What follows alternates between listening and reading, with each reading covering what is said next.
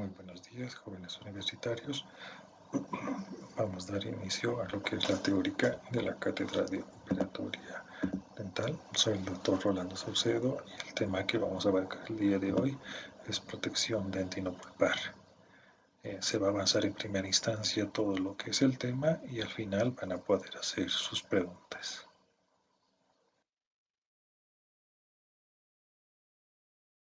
Para comenzar, vamos a dar las competencias que ustedes deben ganar finalizado lo que es la teórica. 1. Deben conocer la signo-sintomatología de lo que es la patología pulpar para poder realizar un correcto diagnóstico. 2. Deben conocer todos los materiales de protección dentinopulpar. Y 3. No solo conocerlos, sino también tienen que saber su correcta aplicación dependiendo de la profundidad de la cavidad. El objetivo de toda atención odontológica conservadora es la rehabilitación biológica, estética y funcional de la pieza dental, además de la psíquica de un individuo. ¿A qué nos referimos con esto? Que nosotros debemos mantener desde un punto de vista biológico lo que es la vitalidad pulpar, desde el punto de vista estético, que éste sea agradable para él y los demás, y funcional, referente a que debemos devolver la funcionalidad para la cual fue diseñada lo que es esta pieza dental, de manera que nosotros devolvamos la normalidad al paciente que se haya visto afectado, ya sea por dolor, falta de estética o no funcionalidad de alguna de las piezas dentarias. Sin embargo, después de la caries dental, la causa más frecuente del daño pulpar es la iatrogenia inducida por el odontólogo debido a un mal diagnóstico, un uso inadecuado de lo que son los materiales, así como la técnica de estos mismos. Si nosotros queremos hacer una correcta rehabilitación dental, lo primero que debemos entender es que la dentina y la pulpa son una misma entidad. Es decir, que ninguna de las dos partes trabaja de una manera independiente dentro de lo que es la pieza dental, toda vez que la dentina va a contener en su interior las prolongaciones de la pulpa. Por lo tanto, toda acción llevada a cabo sobre la dentina va a repercutir de una manera directa sobre la pulpa. Y ya sean estas acciones producidas mediante la preparación de la cavidad o mediante la colocación de materiales de restauración, todas estas van a repercutir de una manera directa sobre esta.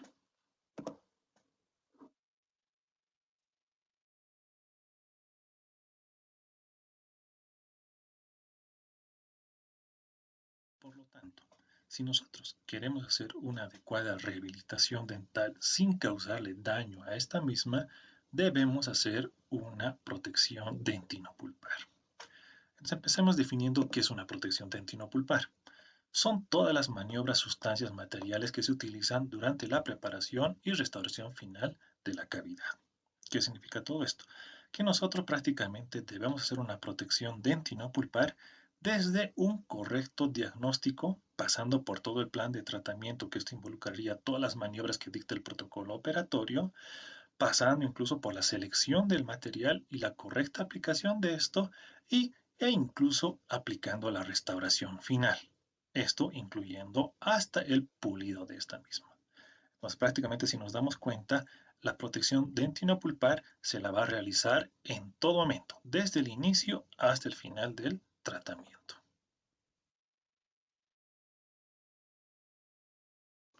Bien, entonces lo primero es hacer un correcto diagnóstico pulpar, toda vez que no tendría sentido hacer una protección dentinopulpar cuando prácticamente la pulpa ya se encuentra comprometida y está en un proceso irreversible, de manera que nosotros ya no podamos hacer un tratamiento más conservador, sino algo más radical como es el área de la endodoncia. Por lo tanto, es menester que nosotros dominemos lo que es patología pulpar para hacer un correcto diagnóstico y no nos equivoquemos en el plan de tratamiento. Vamos a utilizar la clasificación de Cohen, la cual es una clasificación más clínica que histopatológica, pero que nos va a ayudar bastante en el sentido de que rápidamente vamos a poder ver el estado pulpar para ver si es que se puede hacer o no la protección dentinopulpar. Vamos a empezar primero con lo que es una pulpa normal. Una pulpa normal es aquella que no va a mostrar sintomatología espontánea, es decir, que no va a tener un dolor espontáneo, pero sí va a responder a pruebas complementarias. ¿Qué significa esto? Que si yo ejerzo pruebas de vitalidad en las cuales se van a utilizar estímulos como ser el calor o frío extremos, la pulpa va a responder, es decir, va a doler va a doler, demostrando que todavía esta es vital, pero que ante un estímulo normal no responde como tal. Bien. A continuación, vamos a tener lo que son las pulpitis reversibles. Acá prácticamente la pulpa ya está irritada por algún factor irritante, pero que este factor irritante lo que va a desencadenar es un dolor, pero este dolor solo va a aparecer cuando aparezca también el factor irritante. De manera que no va a haber un dolor espontáneo como tal, sino que solo cuando aparezca el factor irritante la pulpa va a responder con dolor. En este campo también vamos a englobar lo que son la sensibilidad dentinaria. Bien, entonces, hasta aquí nosotros podemos hacer lo que es la protección dentinopulpar toda vez que todavía la pulpa se encuentra vital.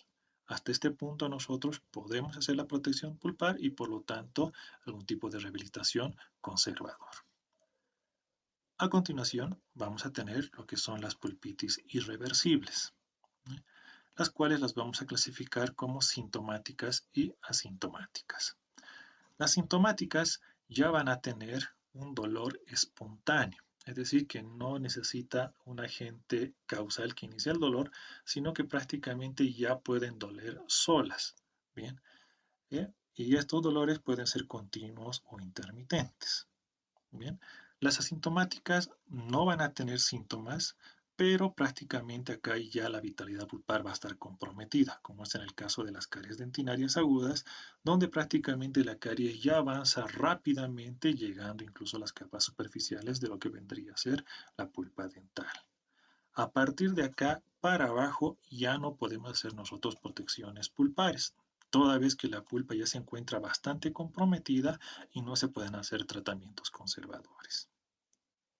A continuación, vamos a tener lo que son las necrosis pulpar, las cuales se van a caracterizar porque la pieza de igual manera no va a demostrar ningún tipo de sintomatología, pero no va a mostrar sintomatología ni frente a estímulos leves ni ante estímulos fuertes. Es decir, que si nosotros hacemos pruebas de vitalidad pulpar, aquí prácticamente la pulpa no va a responder ni con ellas.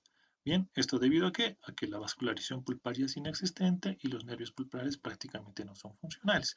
Y al igual que el anterior, acá tampoco podemos hacer protecciones dentinopulpares. Esto de una manera general para que tengamos un pantallazo de hasta dónde nosotros podemos hacer lo que es las protecciones dentinopulpares y a partir de qué punto nosotros ya no podemos hacer estas. Bien, para que se pueda comprender mucho mejor todo lo que es patología pulpar, vamos a profundizar un poco en lo que es la semiología del dolor, es decir, la forma como le duele al paciente. Por lo tanto, dependiendo cómo le duele al paciente, vamos a evaluar el dolor del paciente de acuerdo a su naturaleza, a su tipo, al inicio, a su localización, su duración, el iniciado por algún estímulo o aliviado por otro. De acuerdo a su naturaleza, puede ser leve, moderado o grave. De acuerdo al tipo, puede ser sordo, agudo, pulsátil continuo. De acuerdo al inicio, puede ser provocado, intermitente o espontáneo. De acuerdo a la localización, puede ser localizado, difuso, referido y radiado. De acuerdo a la duración, puede durarle segundos, minutos, horas o ser continuo. De acuerdo al inicio, puede ser por estímulos de frío o calor, por dulces, por la masticación o prácticamente ya duele de una manera espontánea o cuando se recuesta el paciente, es decir, por supinación. O puede ser aliviado por algún antagonista, que si es en el caso que es iniciado por el frío, calma con el dolor, el calor con el frío, o por el cepillado, por analgésicos o por algún tipo de opiáceo. Todo esto es denominado la semiología del dolor, es decir, la forma como le duele al paciente. Y dependiendo cómo le duele al paciente, nos va a ayudar esto para que nosotros podamos hacer un mejor diagnóstico. Bien, entonces empecemos. Cuando es una pulpa normal o sana, prácticamente el paciente no va a presentar ningún tipo de dolor, pero ningún tipo de dolor a estímulos normales. Sí va a presentar dolor cuando nosotros provoquemos estímulos fuertes como los que son de vitalidad pulpar. A continuación, vamos a tener lo que son las pulpitis reversibles. Y como ya hemos indicado, acá prácticamente ya va a haber un agente causal que va a provocar dolor en el paciente. Pero, ¿cómo debe ser el dolor del paciente? Acá el dolor debe ser leve, el tipo puede ser sordo agudo, es decir, que presenta como algunas punzadas. El dolor siempre va a ser provocado, es decir, tiene que haber un estímulo para que duela la pieza dental. Dolor que el paciente fácilmente puede localizarlo o por lo menos indicar en qué sector este se encuentra. Es por eso que la colisión va a ser localizado difuso. El tiempo de duración prácticamente solo le va a doler segundos y en algún caso incluso podemos llegar a minutos en caso que no se retire el estímulo. Y generalmente este va a ser iniciado ya sea por frío, por calor, por alguna ingesta de dulces o la masticación de alimentos. ¿M? Y va a ser aliviado por algún antagonista, como es el caso que si es que le duele por frío, se le va a aliviar por el calor, si es por calor, se calma por el frío, o prácticamente puede calmar tan solo con un cepillado dental. Por lo tanto, el dolor solo va a durar segundos. A continuación, vamos a tener lo que son las pulpitis irreversibles. Acá, como dijimos anteriormente, ya prácticamente los dolores ya aparecen de una manera espontánea, vale decir, ya aparecen de la nada. Y es a partir de acá para adelante que nosotros ya no podemos hacer protección dentinopulpar. Pero bien, ¿cómo es que le va a doler a lo que es a nuestro paciente? Aquí prácticamente el dolor ya es de moderado a grave y es de un tipo más pulsátil o el dolor prácticamente ya es continuo, el cual ya aparece de una manera espontánea o intermitente, donde el paciente ya no logra localizar exactamente dónde está el dolor. Bien, es decir, ya no sabe si le duele arriba o abajo o exactamente en qué grupo de piezas. Prácticamente ya le duele un sector mucho más grande. Y este dolor prácticamente ya abarca desde los minutos hasta las horas y en algunos casos prácticamente el dolor no cesa y el cual va a ser iniciado, puede ser de igual manera por la masticación o prácticamente el dolor aparece de una manera espontánea en cualquier momento, siendo principalmente el momento donde va a aparecer esto en la noche, cuando el paciente ya entra en supinación, es decir, el paciente se recuesta y ya aparecen lo que son los dolores, el cual para que pueda desaparecer o ser aliviado, prácticamente sí o sí ya requiere algún tipo de analgésico o un analgésico mucho más potente, como es el caso de los opiáceos. A continuación vamos a tener lo que es la necrosis pulpar, donde, como ya indicamos, prácticamente al paciente ya no le duele, ¿no? Pero a diferencia de lo que es una pulpa normal o sana, este tampoco va a reaccionar, es decir, no va a tener dolor ni siquiera a pruebas de vitalidad pulpar. Es decir, a estímulos exagerados de frío, calor o electricidad no responde, que es la gran diferencia con una pulpa sana, que más bien la pulpa sana, al tener vitalidad, sí va a responder a estímulos fuertes, pero en el caso de la necrosis pulpar, prácticamente no responde a ningún tipo de estímulo. Bien, entonces para que de una manera un poquito más didáctica se entienda mucho mejor todo esto, se ha pintado prácticamente en verde todo lo que son las pulpitis reversibles, que sería el campo donde nosotros podemos hacer las protecciones dentinopulpares, y en rojo lo que son las pulpitis irreversibles, donde prácticamente ya se perdió gran parte de la vitalidad pulpar y ya no correspondería hacer lo que son las protecciones dentinopulpares. Bien, así como también cabe resaltar que hay algunos cuadros que están entre verde y rojo, que son sintomatologías que puede tener el paciente que pueden estar en el limbo, es decir, en el límite entre uno y el otro, pero que siempre deben complementarse con los demás síntomas que presentan. Una vez hecho ya el diagnóstico, bueno, el correcto diagnóstico pulpar que determina que nosotros podemos hacer una restauración conservadora con protección dentinopulpar, debemos a continuación trazar lo que es nuestro plan de tratamiento, en el cual nosotros tenemos que definir el material de restauración final y los materiales de protección dentinopulpar que deben ser colocados previamente. Para lo cual, en primera instancia, vamos a hacer un breve repaso de los diferentes materiales que hay de protección dentinopulpar. Vamos a tener los selladores dentinarios, los forros cavitarios y las bases cavitarias.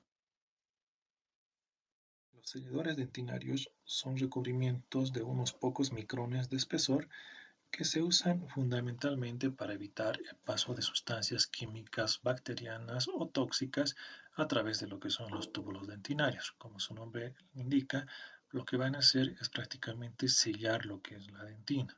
por lo que a la vez van a servir para reducir lo que es la sensibilidad dentinaria, así como también tienen la propiedad de ser aislantes eléctricos, pero no térmicos, por lo que al ser aislantes eléctricos disminuyen bastante lo que es el efecto del galvanismo, que es el galvanismo no es otra cosa que el paso de corriente entre un metal u otro, que se daba principalmente cuando el paciente tenía restauraciones con amalgamas.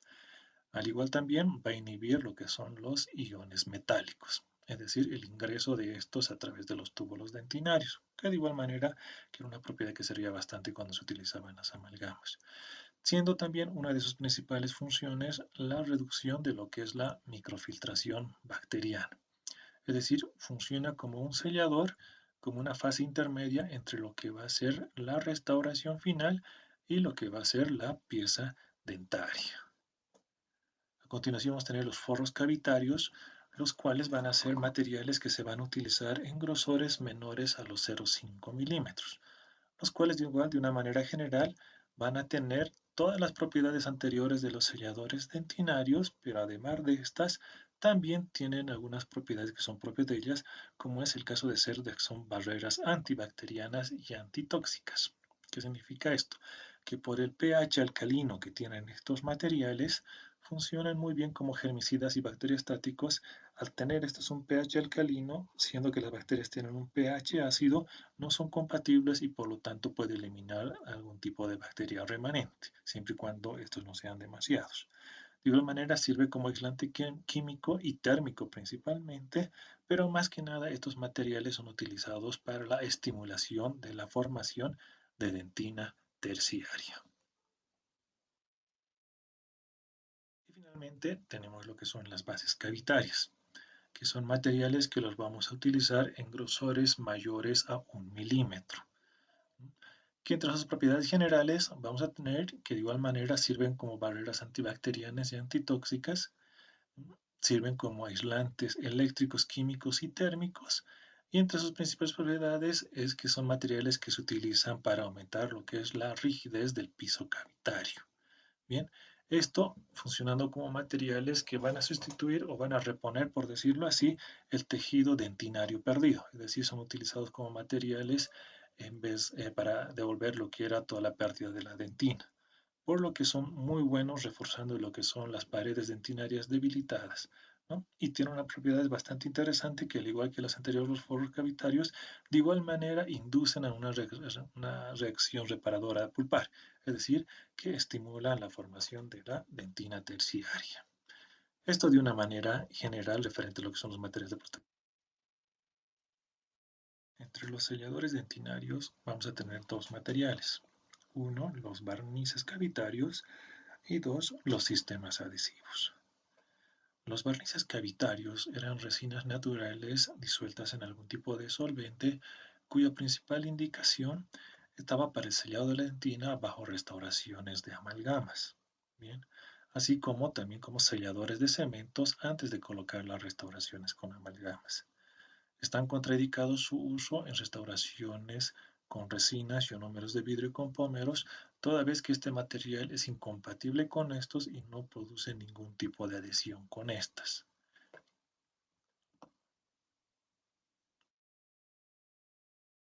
Los sistemas adhesivos son otro tipo de material que funciona como sellador dentinario, los cuales están indicados principalmente para colocarse bajo restauraciones con resinas, ionómeros, compómeros e incluso amalgamas, cuya única contraindicación es la aplicación en cavidades profundas, toda vez que como el protocolo de los sistemas adhesivos indica que previamente debe hacerse un grabado ácido de la superficie dentinaria antes de su colocación, este grabado ácido puede provocar cierto grado de daño pulpar.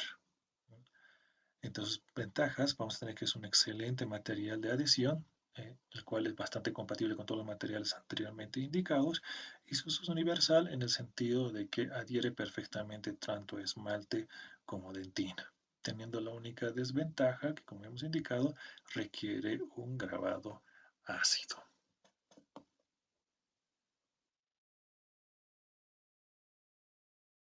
Los forros cavitarios.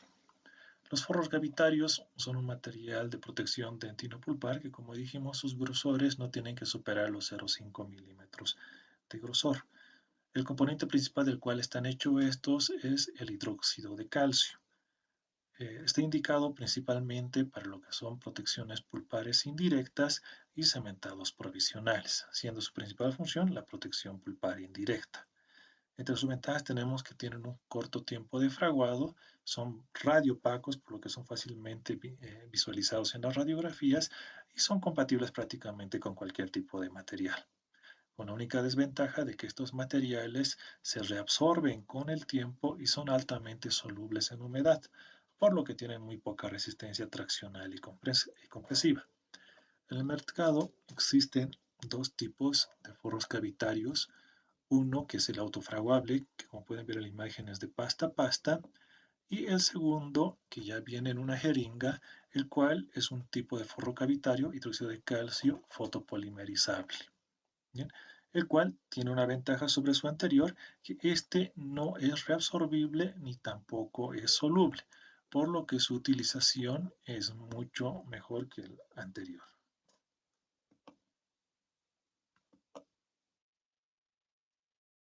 Las bases cavitarias.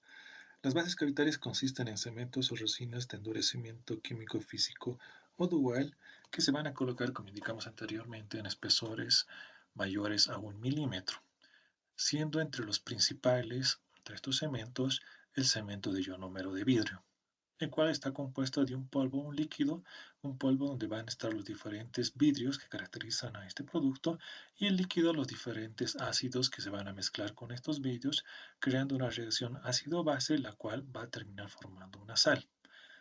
Vamos a tener diferentes tipos de ionómero de vidrio. Vamos a tener uno, los convencionales, y dos, los modificados. Y entre los convencionales vamos a tener el tipo 1, 2 o 3, siendo el utilizado como material como de protección dentinopulpar como base cavitaria, el de tipo 2 y el de tipo 3, que vendrían a ser los ionómeros de restauración y de base propiamente dicho. Y entre los modificados vamos a tener los fotopolimerizables y autopolimerizables, siendo los más usados como base cavitaria los fotopolimerizables, que no es otra cosa que ionómeros de vidrios a los cuales se les ha dado propiedades de una resina, ¿bien? Para su fotoactivación. Tenemos diferentes otros tipos de base, pero que en el capítulo presente no los vamos a ver toda vez que estamos hablando de materiales de protección dentinopulpar.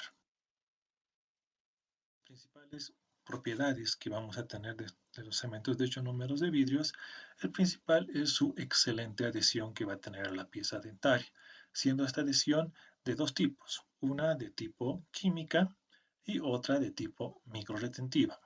Adhesión que no existe en ningún otro tipo de material dental. Por lo tanto, es altamente también compatible con lo que es la adhesión a lo que son las resinas compuestas y biocompatible con el tejido dentario, toda vez que al tener un peso molecular bastante alto, este no penetra por lo que son los túbulos dentinarios, por lo que es muy difícil que pueda ocasionar algún tipo de daño pulpar. Bien. Entre las otras propiedades principales es que este va a liberar gran cantidad de fluoruros a través de lo que son sus vidrios, fluoruros que nos van a servir como material anticariogénico desensibilizante y a la vez como un reservorio de flúor, toda vez que este flúor se va a liberar bastante con el tiempo de una manera seguida. Bien. Tienen baja solubilidad una vez que estos fragúan, tienen muy baja contracción, por lo que no crean filtraciones alrededor de la restauración y tienen muy buenas propiedades mecánicas en lo que se refiere a rigidez, tallado y resistencia a la abrasión. Prácticamente la rigidez que este material tiene es bastante parecido a lo que es la dentina, por lo que es el material de elección para reponer este tipo de tejido dentario. Bien. El endurecimiento rápido está principalmente hecho para lo que son los ionómeros fotopolimerizables y son radiopacos y de fácil manipulación e incluso ya vienen en diferentes colores, cuestión que se pueden hacer restauraciones altamente.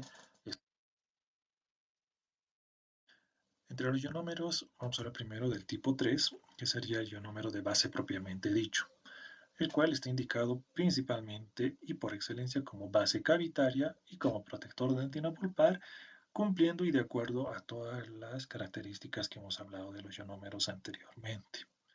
Entre sus ventajas es que tiene una alta resistencia compresiva y una expansión y una expansión térmica similar al diente, por lo que actúa y tiene las propiedades de lo que es la dentina, por lo que soporta y disipa muy bien lo que son las fuerzas oclusales que vaya a tener la restauración final que se coloca encima de este. Vienen en diferentes presentaciones en el mercado, algunos para mezclar con su ácido y otros con el ácido de seca. A continuación vamos a ver lo que son los ionómeros de vidrio tipo 2 o denominados de restauración, los cuales de igual manera pueden ser utilizados como base cavitaria, aunque su principal indicación va a ser para la restauración definitiva de dientes temporarios y permanentes de larga duración. Bien, entonces principales características es que este sirve como un relleno de restauración y principalmente más se lo utiliza para reconstrucción de muñones o para el relleno de defectos cuneiformes de lo que son para el trabajo de incrustaciones, pero principalmente para lesiones a nivel cervical. Estas ventajas va a tener que ser una muy buena estética, la consistencia no es pegajosa y resiste mucho mejor lo que son las fuerzas compresivas transversales y de abrasión que del tipo 3, pero puede ser utilizado como base cavitaria, especialmente en el segmento. Bien, como bases cavitarias también vamos a tener diferentes otros tipos de cementos, como es el cemento de fosfato de zinc y el cemento de policarboxilato, los cuales hoy en día ya no son tan utilizados como base cavitaria, aunque pueden funcionar, puesto que el ionómero de vidrio cumple todas las expectativas como base cavitaria. Y al ser estos materiales que requieren un proceso un poco más complicado su uso, hoy en día prácticamente ya están quedando en desuso.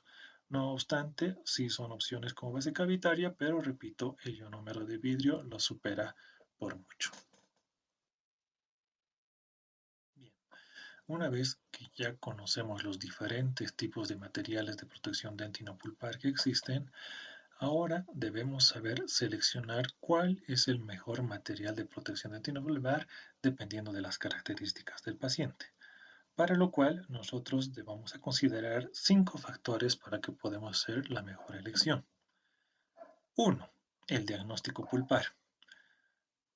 Tenemos que comprender que no existe material de protección dentinopulpar que pueda revertir los procesos pulpares que ya se iniciaran en una pulpitis irreversible o una necrosis pulpar, por lo que nuestro diagnóstico tiene que ser bastante claro en el sentido de que se puede hacer una restauración conservadora con una pulpa todavía vital.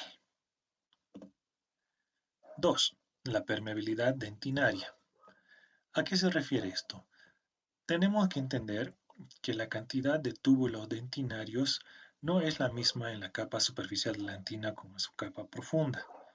Es decir, si hablamos de la dentina que se encuentra cerca de lo que es la pulpa cameral, vamos a tener a una razón de 45.000 túbulos dentinarios por milímetro cuadrado, siendo esta dentina una dentina bastante permeable que fácilmente puede ser atravesada por algún tipo de noxa, algún irritante o toxina o bacteria que pueda lesionar bastante lo que es la pulpa cameral, a diferencia de una dentina que se encuentra más cerca del límite melodentinario, la cual va a tener una razón de túbulos dentinarios de unos 15.000 por milímetro cuadrado, en la cual no va a haber tanta filtración de noxas, bacterias, irritantes que una dentina profunda, por lo que se puede utilizar diferentes tipos de material dentinopulpar de protección dentinopulpar dependiendo de la profundidad. Por lo tanto, la permeabilidad tiene mucho que ver con la profundidad. 3. La edad del paciente. Tenemos que comprender que cuando un paciente es bastante joven, va a tener una pulpa mucho más ancha y por lo tanto una dentina mucho más delgada. ¿Eh? En el sentido de que lo que para nosotros puede aparentar ser una cavidad media, tranquilamente en un paciente joven puede considerarse una cavidad profunda, puesto que la dentina es mucho más delgada que en un adulto. O al revés, en el caso de los adultos van a tener mayor grosor de dentina y menor grosor de lo que es la pulpa cameral. No obstante, en los adultos vamos a tener un peor pronóstico cuando se hace una protección pulpar directa que en un joven que todavía tiene una pulpa bastante vital. Entonces, en estas dos cosas que hemos hablado, hay que considerar mucho la edad del paciente. 4. La oclusión. Tenemos que considerar mucho también la oclusión de la pieza que vamos a restaurar. Si hablamos de una pieza en el sector posterior, la cual va a estar sometida a bastantes fuerzas oclusales mediante todo lo que es el proceso de masticación, vamos a necesitar unos materiales de protección dentinopulpar o unas bases cavitarias bastante resistentes, las cuales no tengan procesos de microfiltración por el gran trabajo que van a tener esto y segundo, que tengan la resistencia necesaria para soportar todo lo que son las diferentes fuerzas oclusales a las cuales va a estar sometido a diferencia de una pieza en el sector anterior, por hablar en una cara libre, en las cuales se puede utilizar materiales de protección dentinopulpar que no tengan gran resistencia, puesto que no van a ser sometidos a grandes fuerzas oclusales. 5. Profundidad de la preparación.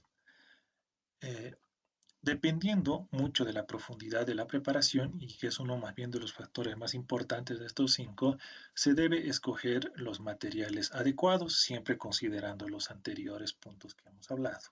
Bien, dependiendo de la profundidad, vamos a tener 4 tipos de cavidades. Cavidades o preparaciones superficiales, cavidades o preparaciones intermedias, cavidades o preparaciones profundas y cavidades o preparaciones profundas pero con comunicación pulpar. Ahí pueden ver la correlación de los incisos ABC en las imágenes de las diferentes profundidades que van a tener las diferentes cavidades.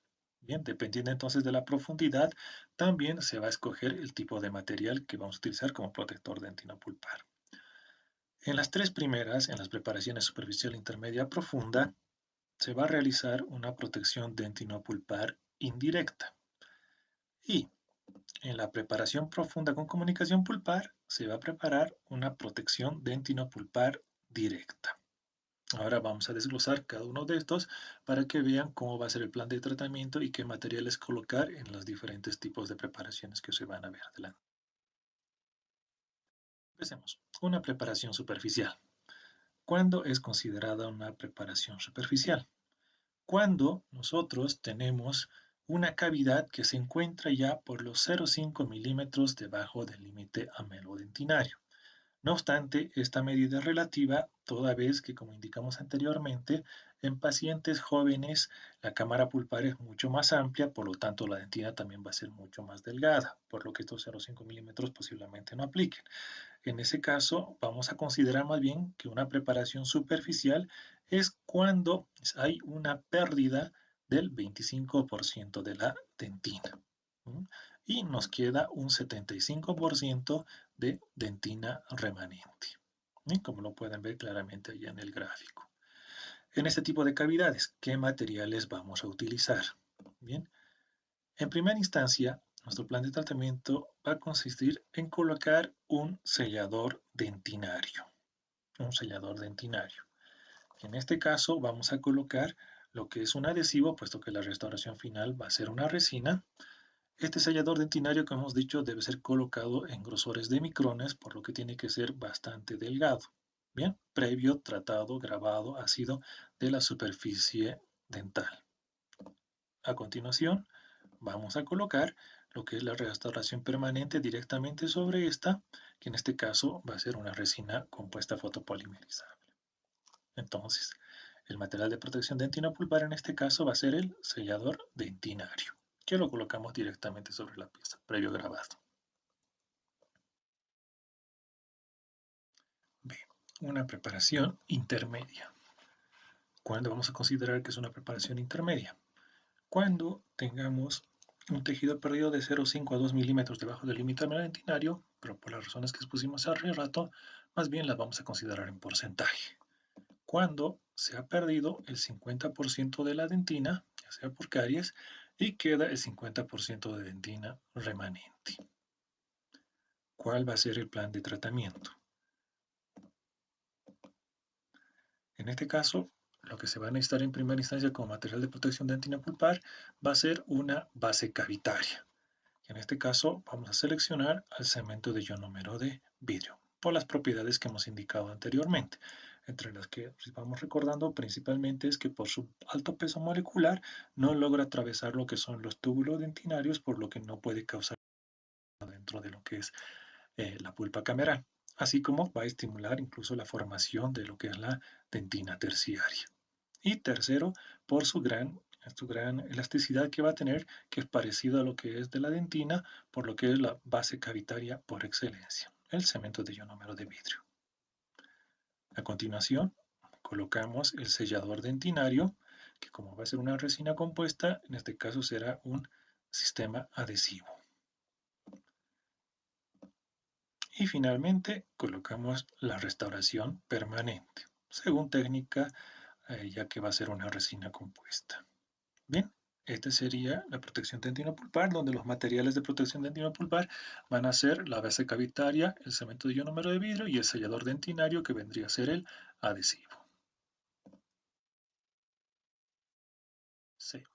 Una preparación profunda. ¿Cuándo vamos a considerar que es una preparación profunda? Cuando prácticamente ya tenemos el tejido dentario perdido 2 milímetros debajo del límite melentinar.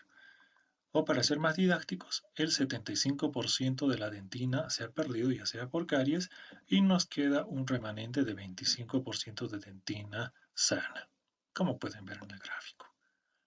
¿Cuál va a ser el tratamiento o el plan de tratamiento en una preparación profunda?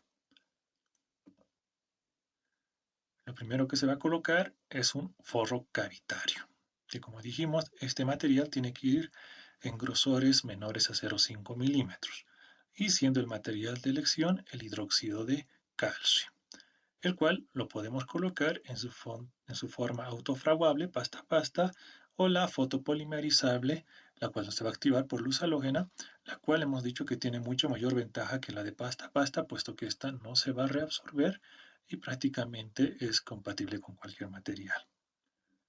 A continuación, vamos a colocar lo que es la base cavitaria, que dijimos que el material de elección sería el cemento de ionómero de vidrio. A continuación, colocaríamos el sellador dentinario previo grabado ácido, que en este caso vamos a colocar un sistema adhesivo. Y finalmente, colocamos la restauración permanente, que en este caso va a ser una resina compuesta. Bien, como pueden ver, acá en este tipo de preparación prácticamente se utilizan los tres tipos de materiales de protección dentinopulpar: el forro cavitario, la base cavitaria y el sellador dentinario.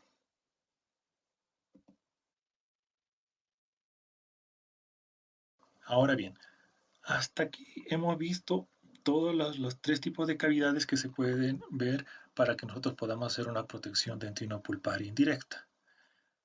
La cuarta cavidad es una preparación profunda donde ya ha habido comunicación pulpar, donde el tratamiento que se va a hacer ya es una protección dentinopulpar directa, a diferencia de las otras tres anteriores que eran indirectas.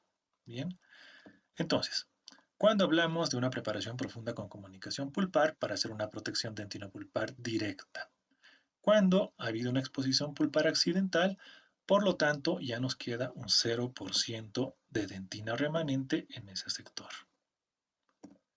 ¿Qué es lo que vamos a hacer en estos casos? El plan de tratamiento. Lo primero va a ser hacer una valoración, la cual va a estar compuesta de 7 pasos. 1. Tenemos que volver a verificar nuestro diagnóstico pulpar para ver si es que nosotros no hemos cometido algún error y posiblemente hayamos entrado en el campo de las pulpitis irreversibles o necrosis pulpar, en cuyo caso ya no tendría mayor razón de seguir con el tratamiento y debemos derivar para que se haga un tratamiento menos conservador. En caso que verifiquemos los datos de diagnóstico pulpar y todo corrobore que nosotros podemos hacer un tratamiento conservador con protección pulpar, pasamos al punto 2, donde debemos revisar el tamaño de la exposición. El tamaño de la exposición no debe superar el milímetro de diámetro. Diámetros mayores a esto tienen un mal pronóstico. 3. Tenemos que ver el color del sangrado. Toda comunicación pulpar tiene que tener un sangrado, puesto que si no hay un sangrado ya estamos ante una etapa de necrosis, por lo tanto ya no es posible hacer un tratamiento conservador y debe ser derivado al departamento de endodoncia. Si hay el sangrado, de igual manera tenemos que verificar que el sangrado sea un color rojo vivo, de manera que nosotros podamos constatar a través de esto que todavía estamos ante una pulpa vital. Y mucho más conveniente que incluso que el sangrado sea profuso. 4. Tenemos que considerar la edad del paciente. La edad del paciente. Como dijimos anteriormente, pacientes jóvenes tienen una mejor capacidad de poder regenerar, por lo tanto, los pacientes menores de 18 años siempre van a tener un mejor pronóstico cuando se hacen este tipo de protecciones dentinopulpares directas. 5. Eliminación de caries. Cuando se haya hecho lo que es la comunicación, tenemos que verificar que ya no haya tejido cariado remanente. Toda vez que si todavía queda tejido cariado remanente, nosotros ya no podemos proseguir con la protección dentinopulpar directa y de igual manera debemos derivar al departamento de endodoncia. 6. Aislamiento del campo operatorio. Para poder hacer nosotros una protección pulpar directa, es requisito sine qua non que haya un aislamiento absoluto. En caso que hayamos hecho un aislamiento relativo, prácticamente la pieza no va a tener un buen pronóstico por la contaminación que va a tener esta y por lo tanto es muy difícil que podamos continuar con la protección pulpar directa. Y finalmente, 7. Vamos a proceder si todos los pasos anteriores vemos que tenemos factores positivos o por lo menos en su gran mayoría, bien, podemos proseguir a hacer lo que es el sellado de la cavidad. No obstante, lo ideal es que cumplamos con los 6 pasos anteriores. Un paso siempre menos en estos puede hacer que fracase futuramente nuestro tratamiento. ¿Cómo procedemos a hacer el sellado de la cavidad? Lo primero es cohibir la hemorragia.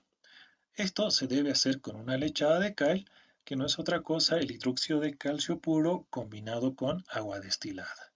Tenemos que entender que a partir de acá para adelante, todo el material que nosotros vamos a utilizar prácticamente tiene que ser material nuevo y estéril, al igual que todos los insumos que vamos a utilizar. Es por eso que lo recomendable es combinar el hidróxido de calcio puro con agua destilada, preferiblemente que venga en una ampolla sellada. 3. Tenemos que hacer, una vez que hemos cohibido la hemorragia, hacer una nueva desinfección de la cavidad con clorexidina al 2%.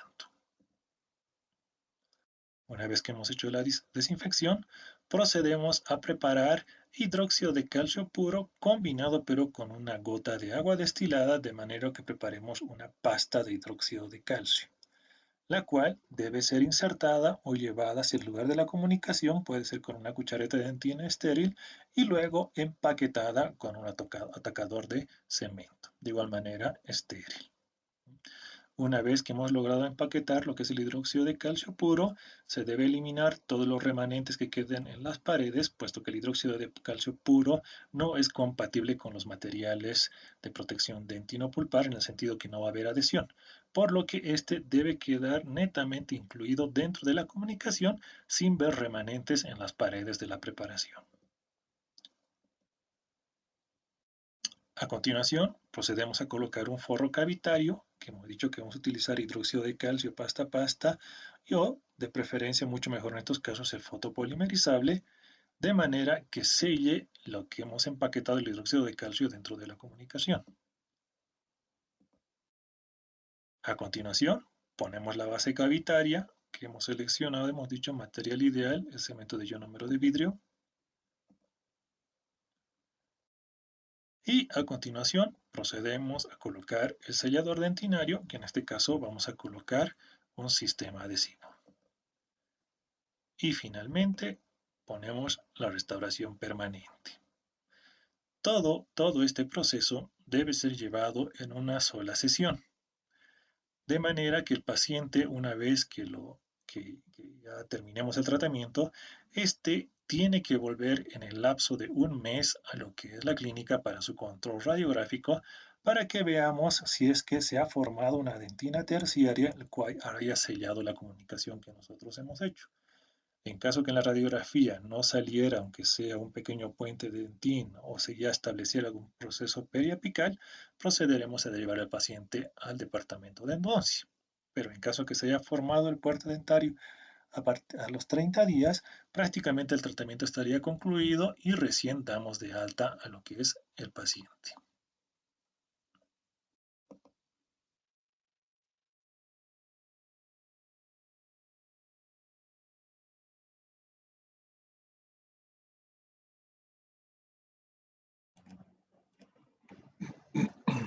Bien, chicos, hasta aquí estaríamos terminando lo que es la teórica. No sé si hay alguna pregunta, algo, jóvenes. Acabo de ver ahorita los mensajes y me indican que las diapositivas creo que no han estado muy claras, ¿no? Eh, si alguien me puede confirmar esto, por favor. Doctor, buenos